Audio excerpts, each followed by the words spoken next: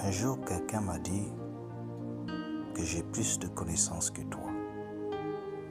Je lui ai demandé, oui, bien sûr que tu as plus de connaissances que moi, mais qu'est-ce que tu fais avec? Je peux avoir peu de connaissances de la parole de Dieu, mais je vis selon cette connaissance, selon cette parole. Le plus important dans la vie, ce n'est pas avoir la connaissance. La connaissance est bien, car la Bible dit que mon peuple périt par manque de connaissance. Mais il y a encore plus important, de vivre par rapport à cette parole, de mettre cela en pratique. Paul a dit, ne soyez pas des auditeurs oubliés, ceux qui lisent la parole pour avoir la connaissance, mais qui ne le pratiquent pas.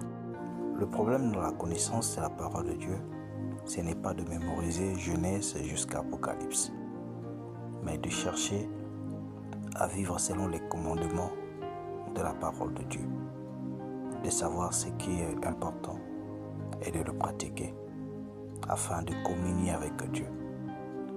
Quand vous avez la connaissance et que vous ne le pratiquez pas, vous ne communiez pas avec Dieu. Vous êtes un historien, quelqu'un qui connaît bien l'histoire de la Bible. Tu peux bien enseigner et prêcher cette parole, mais quand tu ne le vis pas, tu n'es qu'un historien. Tu es un professeur d'histoire. Tu enseignes l'histoire écrite dans la parole de Dieu. Et quand tu vis cette parole,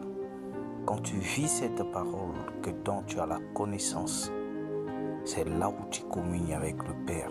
La vie de Dieu est en toi. Quand la Bible dit que la parole faite chair,